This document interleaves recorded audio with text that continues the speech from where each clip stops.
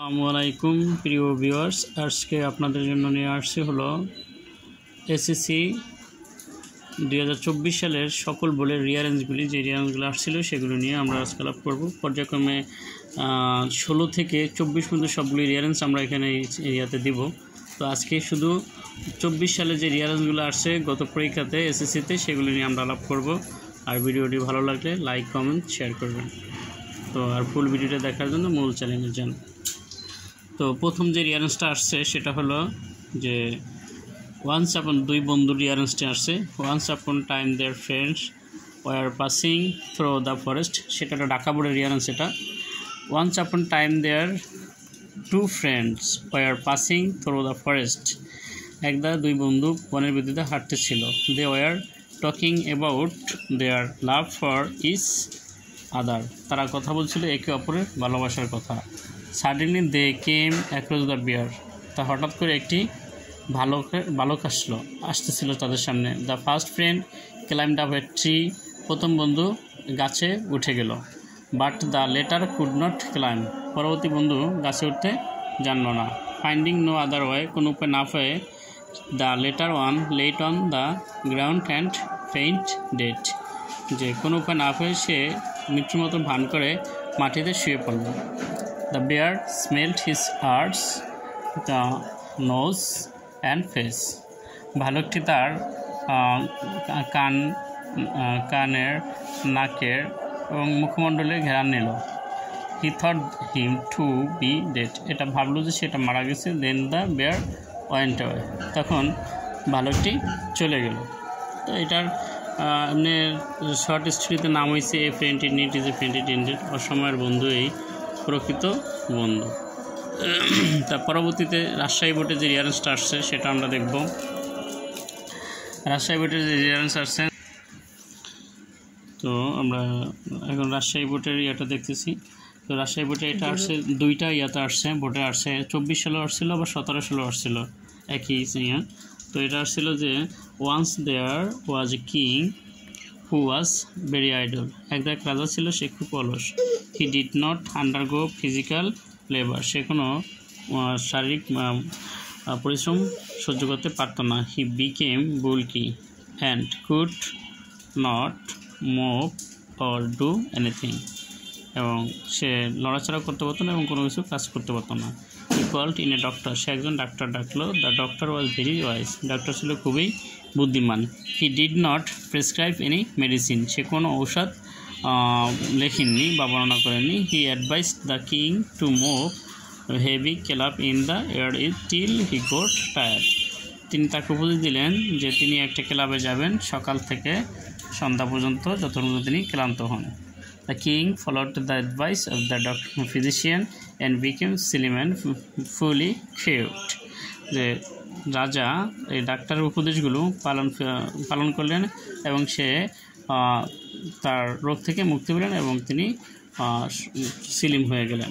এটা ছিল 2024 সালের রাজশাহী বোর্ডে, এবং এটা 17 সালেও আসছিল রাজশাহী বোর্ডে। তো আমরা নেক্সট কোশ্চেনটা যাব এখন। তো আমরা ঢাকা বোর্ড দেখলাম এবং রাজশাহী বোর্ড দেখলাম, নেক্সটে চলে যাব ইনশাল্লাহ। তো এবার হলো কুমিল্লা বোর্ড 2024 সালে, আর এটা 2020 সালে ময়মনসিংহ বোর্ডে আসছিল রিয়ারেঞ্জটা। তো এইখান থেকে আমরা যে আজকে 2024 সালের সকল রিয়ারেঞ্জগুলি আমরা দেখব। এটা হলো Napoleon the king of France was a great hero, Napoleon ছিলেন ফ্রান্সের একজন মহান বীর। He won many battles and conquered many countries of Europe, তিনি অনেক যুদ্ধে জয়লাভ করেছেন এবং ইউরোপের অনেক দেশকে পরাজিত করেছেন। One day he was walking along the seashore, একদিন তিনি নদীর কিনার দিয়ে হাঁটতেছিলেন। Suddenly he noticed a wonderful thing, হঠাৎ করে তিনি একটি সুন্দর জিনিস দেখতে পেলেন। An English boy was making a small boat, একটা ছোট ইংরেজি বালক একটা ছোট নৌকা বানাচ্ছিল। The boy was brought before him, বালকটিকে তার সামনে আনা হলো। The king asked him why he was making a such small boat, যে তাকে জিজ্ঞেস করলো যে কেন সেই ছোট একটা নৌকা বানাচ্ছে। The boy said, বালকটি বলল, I shall cross the sea and go to my home. আমি নৌকাটা বানাচ্ছি এই সমুদ্র পার হওয়ার জন্য এবং আমি আমার বাড়ি যাব। তো এটা ছিল যে কুমিল্লা বোটের, এটা 2024 সালে কুমিল্লা বোটে এবং 2020 সালে ময়মনসিংহ বোটে আসছিল। তো এরপর আমরা যাব যশোর বোট, এবং যশোর বোট আসছে 24 সালে এই রিয়ারেন্সটা, আবার রাজশাহী বোটে আসছে 20 সালে এবং কুমিল্লা বোটে আসছে 2017 সালে। সুতরাং বোঝা যাচ্ছে যেটা মোটামুটি ভালো একটা ইম্পর্টেন্ট একটা রিয়ারেন্স। তো এটা হলো কি পেনিসিলিন, এই যে penicillin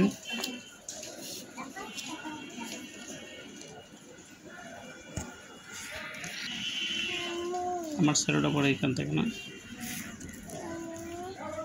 penicillin is a life saving medicine. Penicillin হলো একটি জীবন রক্ষাকারী ঔষধ। It was discovered by doctor Alexander Fleming.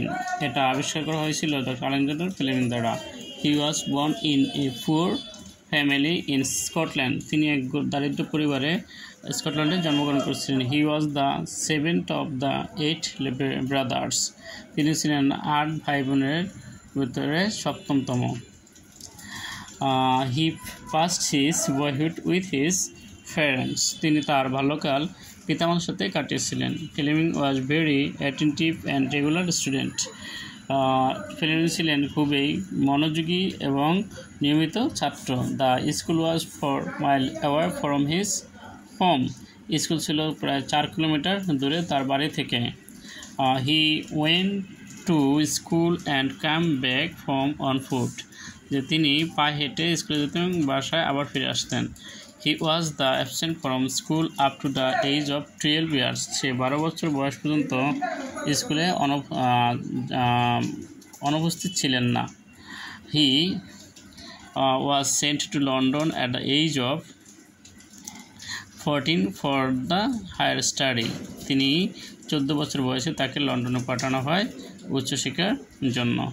তো পেনিসিলিন, এটা মূল কথা হলো যে পেনিসিলিন একটি লাইফ সেভিং মেডিসিন, যেটা ডক্টর আলেকজান্ডার ফ্লেমিং আবিষ্কার করেছিলেন এবং তিনি একটা দারিদ্র পরিবারে স্কটল্যান্ডে জন্মগ্রহণ করেছিলেন। তিনি তার 8 ভাই বোনের 7তম এবং তিনি তার বাল্যকালটা তার মা বাবার সাথে কাটিয়েছিলেন এবং তিনি খুব পড়ায় মনোযোগী ছিলেন। তিনি তার বাড়ি থেকে স্কুল ছিল প্রায় 4 কিলোমিটার দূরে। তিনি তারপরেও স্কুলে পায়ে হেঁটে যেতেন এবং আসতেন এবং 12 বছর পর্যন্ত তিনি কোনোদিন স্কুলে অনুপস্থিত ছিলেন না। তারপরে তিনি 14 বছর বয়সে উচ্চশিক্ষার জন্য লন্ডনে যান। এটা ছিল এই যশোর বোর্ডের রিয়ারেন্সটি, যেটা রাজশাহী বোর্ডে আসছিল 2020 সালে এবং কুমিল্লা বোর্ডে আসছে 2017 সালে, আর এই 2024 সালে আসছে এই যশোর বোর্ডে এই পেনিসিলিন। তো আরও আর একটা মনে রয়েছে 24 সালের, সেক্ষেত্রে আমাদের দেখতে হবে ইনশাল্লাহ।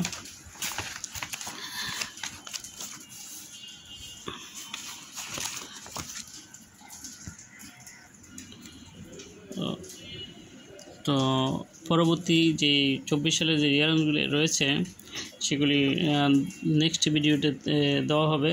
তোমরা চাইলে সেগুলি দেখে আসতে পারো। ইনশাল্লাহ আজকে এই পর্যন্ত শেষ করি।